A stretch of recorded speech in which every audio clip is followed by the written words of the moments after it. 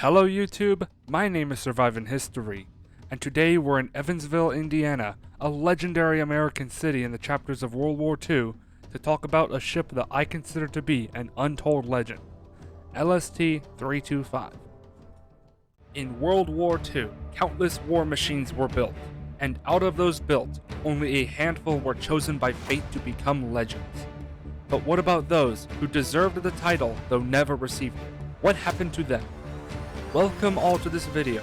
My name is Surviving History, and today we'll be diving into the pages of history and uncovering the untold legends of World War II.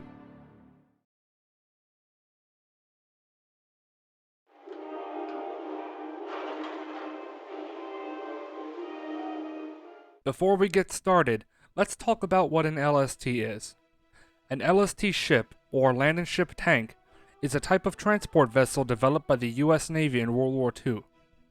These ships were constructed with amphibious operations in mind and can carry everything from up to 150 troops to the heaviest American tanks ever built.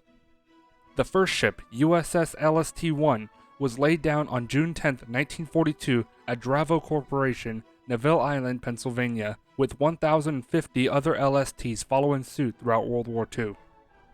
An LST-1 class ship displaces about 1,780 tons standard and 3,880 tons full, and is 328 feet long, 50 feet wide, and has a pretty shallow draft for a ship of its size, being just 8 feet.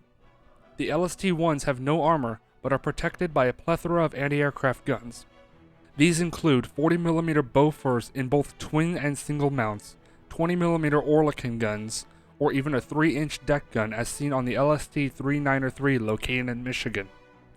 An LST is operated by a crew of 115 and carries between 2 to 6 LCVP Higgins boats for initial landings conducted by the 150 troops it carries. An LST isn't a fast ship by any means, and sailors in World War II actually joked that these ships were nicknamed long, slow targets, as it could only reach a top speed of 12 knots while using two General Motor 12 567 diesel engines with 2 shafts and 2 rudders. Evansville, the city where LST-325 now calls her home, was the largest inland constructor of LST-1 ships during World War II. 171 were built overall by the Missouri Valley Bridge and Iron Corporation across 2 shipyards. The first LST by MVB&I was USS LST-157, laid down on June 25, 1942, and delivered on February 10, 1943. MVB&I's last LST was USS LST-1114, laid down on January 12, 1945, and delivered on May 22, 1945. As mentioned earlier, an LST is an amphibious ship. The way it would perform these operations is pretty unique for a ship of its size.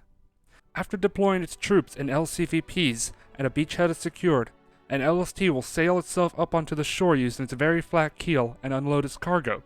These mostly included trucks, jeeps, artillery, and tanks.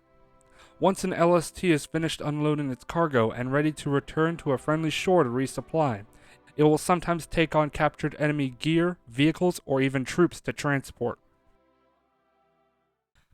USS LST-325 was laid down at the Philadelphia Navy Yard in Philadelphia, Pennsylvania on August 10, 1942, launched just over 2 months later on October 27th, and delivered to the US Navy on December 5, 1942.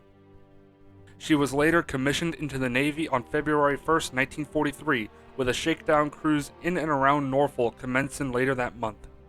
Her commanding officer, Lieutenant Ertzall, was transferred to the USS LST-391 during said cruise on February 17th and replaced by Ensign Clifford E. Moiser. Moiser would remain in command up until June 1945.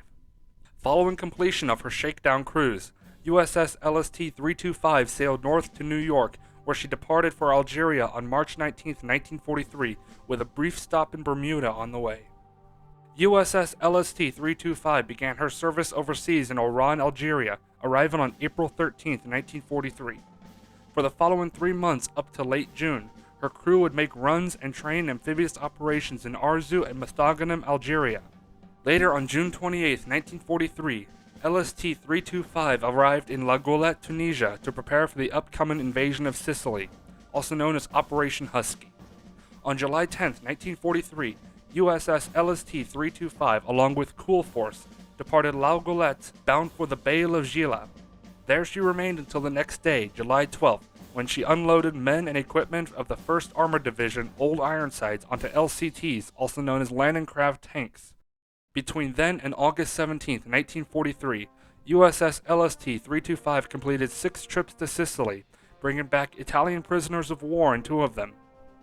A month later, on September 6, 1943, USS LST-325 was in the middle of an air raid that left 4 of her crew wounded while in Binzar, Tunisia. Only a few days later, on September 13th, LST-325, along with the Northern Attack Force en route to take part in Operation Avalanche, was attacked again by another air raid. This time, though, it was much more costly. 4 more members of the LST-325, with another 4 British troops of the 40th Royal Tank Regiment, were wounded. Of course, this wasn't enough to take the ship out of the fight, and USS LST-325 continued to carry cargo to the beachhead in 4 more round trips. A month later, in late October 1943, USS LST-325 returned to Algeria for a final time before entering a large convoy bound for England on November 12th. While en route on November 21st, the convoy was attacked by German air forces using new glider bombs, likely Fritz X bombs, which devastated several ships in the convoy and severely injured 1 passenger on board the 325. On Thanksgiving Day, a few days later, the convoy entered Plymouth, England, and USS LST-325 would remain in that area for several months. Between December 1943 and early March 1944, USS LST-325 would hang around the southern English coast, participating in amphibious training operations in locations such as the famous Slapton Sands in January 1944, where just a few months later, German S-boats would attack a group of LSTs in the black of night. If you want to learn more about this attack, I made a video about one of the boats that took part, S-130, the last surviving S-boat today. In early March 1944, LST-325 sailed to Northern Ireland and up the River Foyle in Londonderry to receive modifications for her anti-aircraft batteries. In the modification, she received 6 new 40mm Bofor mounts, 3 in the bow, 3 in aft, 2 twins, and 4 singles. By May 1944, she was back in southern England for what was to come, Operation Neptune Spear. On June 5, 1944, USS LST-325, along with Force B, transported troops of the 5th Special Engineer Brigade across the Channel. Their destination, Normandy, France. The date was June 6, 1944, a famous day in world history. Operation Neptune Spear was underway. The Allies' objective was to open a second front and put major pressure on Germany while they struggled against Soviet forces in the east. LST-325 anchored off Omaha Beach as a part of the backup force, and throughout the 6th and 7th would launch ducks and LCMs onto the beach. Throughout the rest of the war in Europe up to April 1945, USS LST-325 would make 43 crosses between England and France, supporting Allied troops with fresh gear, weapons, food, and vehicles. LST-325 would unload cargo at many other famous spots, such as Utah, Gold, and along the River Seine. In the early morning of December 28, 1944, USS LST-325 departed an anchorage in the River Seine, France, bound for Portland, England. In the middle of crossing the English Channel at 15:25, LST-325 received a message that the SS Empire Javelin, a British infantry landing ship, had been torpedoed by a U-boat 9 miles ahead. The LST-325 arrived at 16:58 to assist in rescue operations alongside her escort, the USS LST-532, and a French corvette. USS LST-325 would assist in the transport of the surviving crew and passengers, taking on 615 soldiers of the 15th Army Headquarters and 34 British merchant sailors. The surviving sailors then reported that 18 of the SS Empire Javelin's crew were killed in the sinking after the torpedo blast jammed their hatch. Later that night, at around midnight, the LST-325 would arrive in Anchorage near Le Havre, France. The end of the war for USS LST-325 arrived sooner than most others in her class. On May 12, 1945, on return to the United States from Belfast, Ireland, USS LST-325 was separated from her convoy in a massive storm, and in the middle of it, she was hit by a massive wave that cracked her main deck.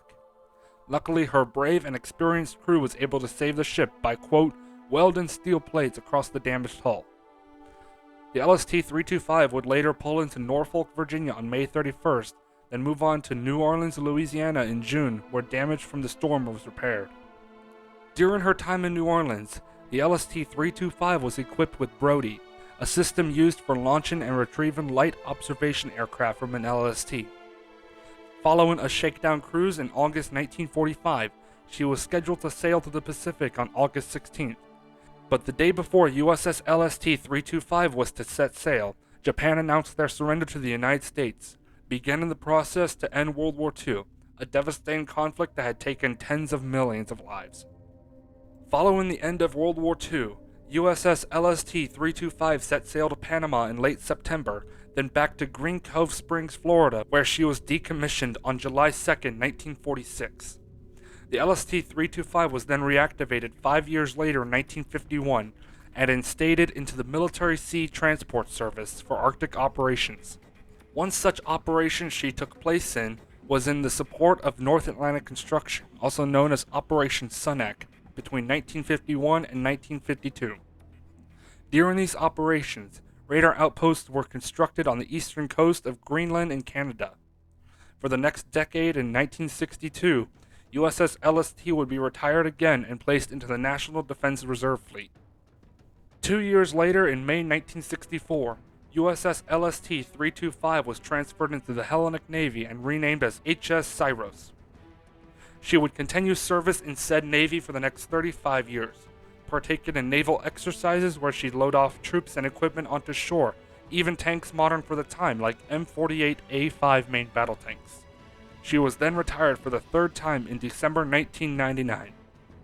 In the year 2000, the USS Ship Memorial Incorporated acquired the HS Syros from Greece, and later that year, a crew of 33 plus 28 overseas support crew sailed the MV LST-325 across the Atlantic Ocean for the final time.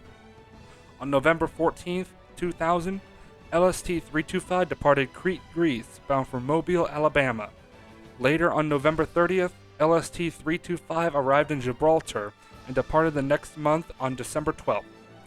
By December 22nd, the LST-325 reached the middle of the Atlantic Ocean, and later on January 5th, 2001, the ship approached the coast of Florida. By January 7th, LST-325 had passed the Keys, and finally, on January 10th, 2001, LST-325 arrived in Mobile, Alabama. The whole journey covered 7,000 miles and took 57 days. After a dry dock visit in Mobile, Alabama, LST-325 sailed up the Mississippi and Ohio River to Evansville for the first time in early 2003. It was also around this time she sailed and was temporarily displayed in front of the Arch in St. Louis, Missouri. In 2005, during an East Coast tour, LST-325 sailed to Boston, Massachusetts, where she was displayed alongside the legendary USS Constitution during Navy Week. Today, LST-325 is one of many museum ships across the USA, though she commonly sails up the Ohio, Mississippi, and Monongahela rivers. If you wish to see her today, you can visit her museum in Evansville, Indiana when she's in town, or visit lstmemorial.org for more information, or to find out if she's going to visit a city near you. That'll be all for this episode. Thank you very much for watching. I want to thank the volunteers of the LST-325 Museum for granting me permission to make a video on this untold legend, and for the crew's Vice President, Chris Donahue, for being the tour guide during my visit. I especially want to extend my gratitude to my Patreon supporters, Autumn Johnson and Jackson. Your generous contributions allow me to create bigger and better videos for you guys on YouTube. Thank you very much. Without further ado, that'll be all for today. Surviving History, out.